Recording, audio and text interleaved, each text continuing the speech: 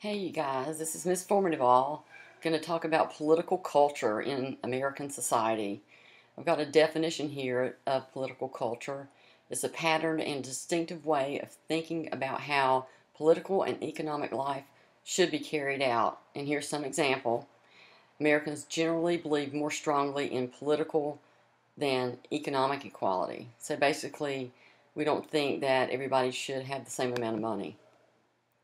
American political value. Some basic rights and we believe in liberty, equality. We have an equal chance, not that everybody should be equal.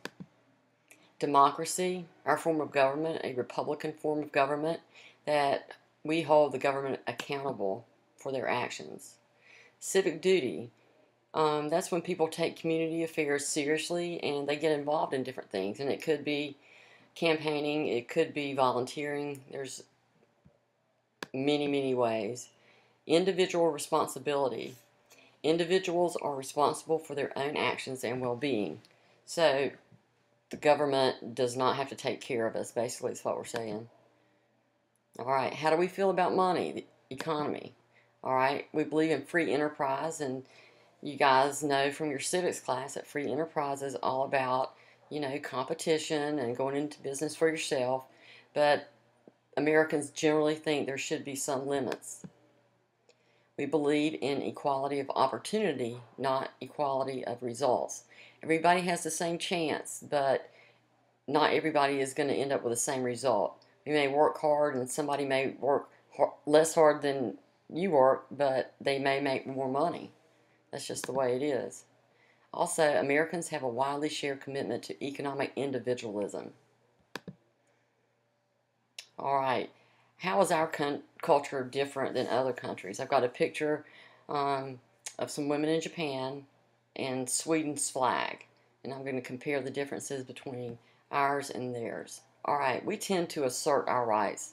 I think that's a no-brainer if you can look at the media and all the stuff that's going on. Okay, we're going to emphasize individualism. We're very competitive, equality, following the rules, and trying to treat others fairly. That's not the same in other countries, and the two poster child examples are going to be Japan, right here, and Sweden. Okay, and with them it's all about harmony. Let's just get along. Can't we just get along? Okay, let's look at some statistics here. You see our year is 1999, and the topic is Patriotism in America, France, and Germany. All right, so of the people asked in this poll, the percentage of Americans that say they're very patriotic is just a little bit over half. And look at this, just a quarter in France and Germany. So, go Patriotism America. Are you proud to be an American? Well, 3/4 of Americans during this time period said, yeah, absolutely. Not so much here, just a quarter. France and Germany.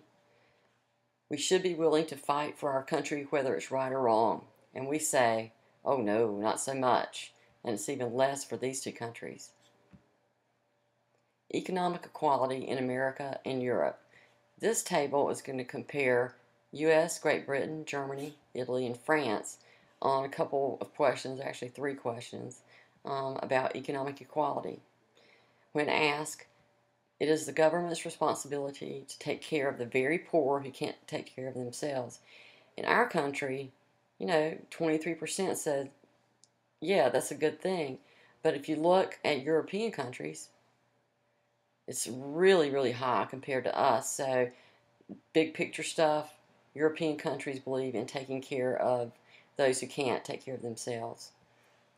Hard work guarantees success. We truly believe that. 63% work hard, you'll get results. And declines from Great Britain to Germany, around the 50% mark for most. Government should not guarantee every citizen food and basic shelter. Okay, we say 34%, but look at these, very low. Okay, they're going to disagree. They say take care of our citizens. All right, table 4.3, commitment to income equality in Sweden and the U.S. We have our political leaders here, and we have our blue-collar union workers here. All right, Sweden, U.S., Sweden, U.S. What percentage favor equality of results? 21% said yes for Swedes, and we said not so much, 9%. Same thing between blue-collar union leaders. Excuse me. We were a lot less in Sweden. Favor equal pay. See, again, all about equality in Sweden. Not so much for us. Again, same deal here. Favor top limit on income. That means, let's make a cap on how much people can make. And close to half the people in Sweden polled, the Social Democrats, they say, yeah. We're like, oh no, not so much. Same thing over here. As far as fair income ratio of executive to menial workers, and you'll see down here it says in Sweden, menial workers, it's like a dishwasher, and here they compared it to an elevator operator. So look at the ratio, 2-to-1, and us, 15-to-1. So there's a huge difference in how we believe income equality pans out. And these are a couple links for videos. Actually, it's one video that you can check out on your own time. Okay, civic duty. What is that? All right, civic duty versus civic competence. Civic duty in America is when we believe that we have an obligation. It's our job to participate. Duty means you need to do it. Civic competence says that we can have some effect on what is going on with Congress and governmental policies, whether that's at the local, state, or national level. All right, religion, here we go. Some of you may go to church every Sunday a little bit or not at all.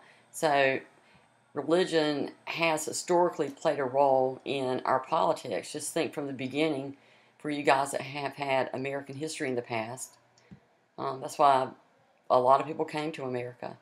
The two sides on the political spectrum, liberal and conservative, both sides are going to use the church to try and encourage politics to go one way or the other, make a change.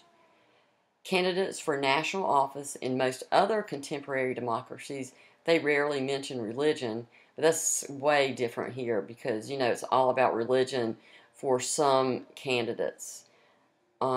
Religion was an issue in the 1960 election when John F. Kennedy, a Catholic candidate, he won very, very narrowly, but that was an issue for some people. They did not want a Catholic in the White House. Okay, here he goes. Tell it, buddy. Okay, where do you get your ideas about political culture, and where do most Americans? All right, starting out historically, when we fought the War for Independence, it was all about getting our rights out there and liberty. Widespread participation is permitted by the Constitution. The 5 basic freedoms in the First Amendment, okay? Those are huge. Freedom of speech, we love that. In the Constitution, there is a clause that said Congress shall not establish an official religion. It's called the Establishment Clause. And so that allows for lots of many religions here in America.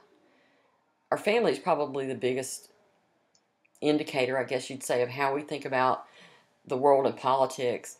Most first-time voters are going to vote as their family did. And later on down the road, that could change. All right. And here in America, we don't particularly have a high degree of class consciousness. Rich, poor, most of us consider us to be middle class.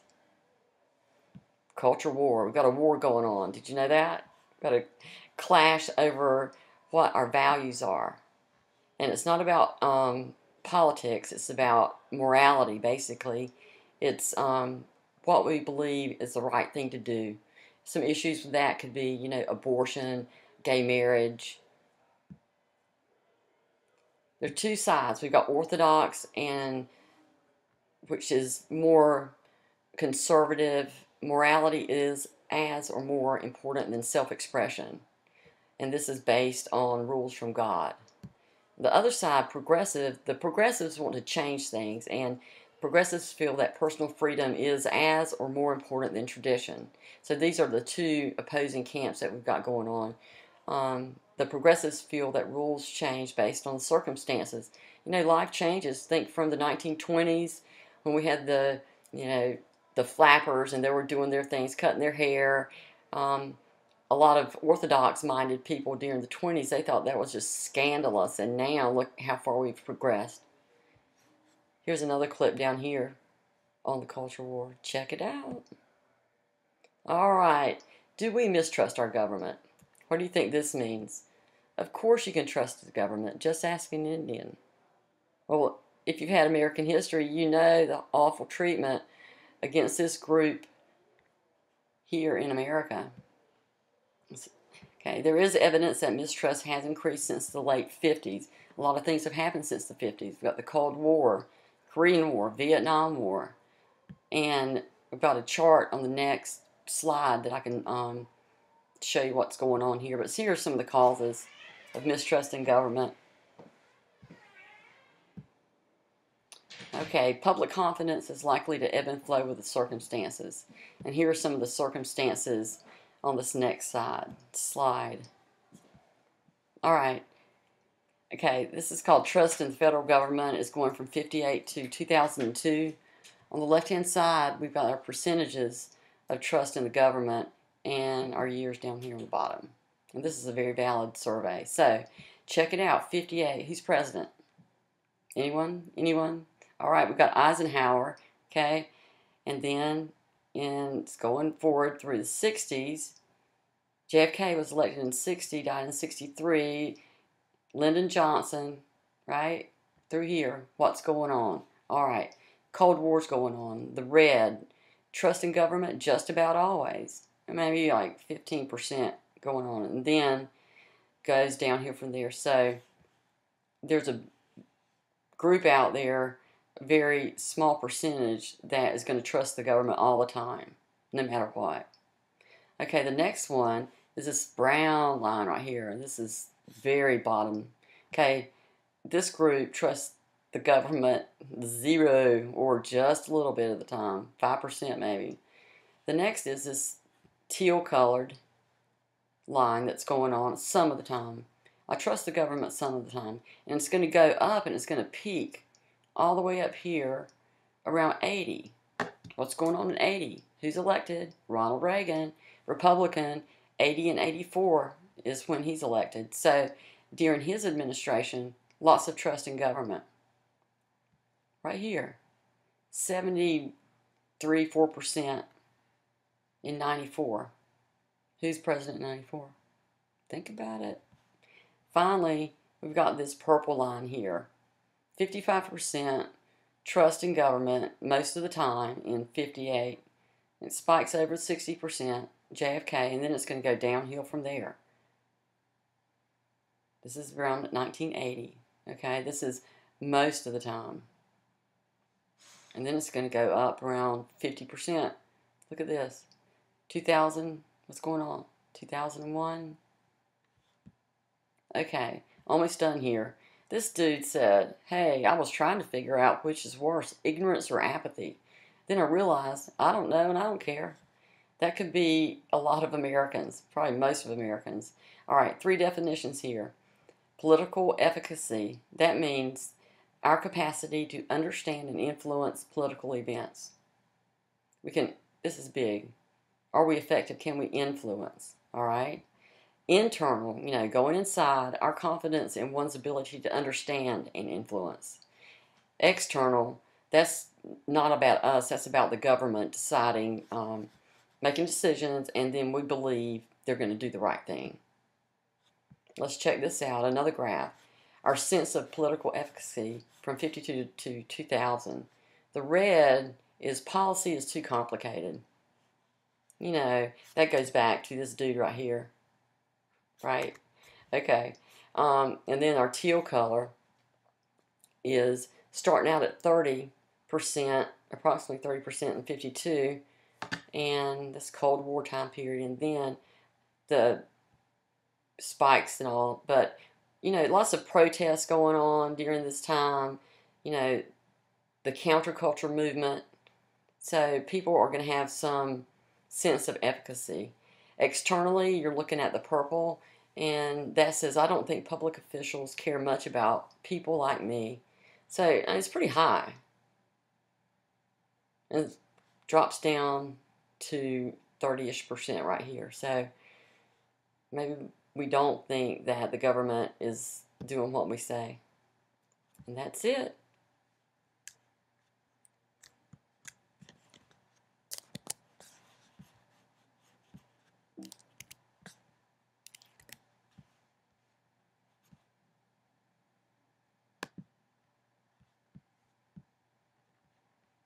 You know, if I could figure out how to turn that off, it would be great.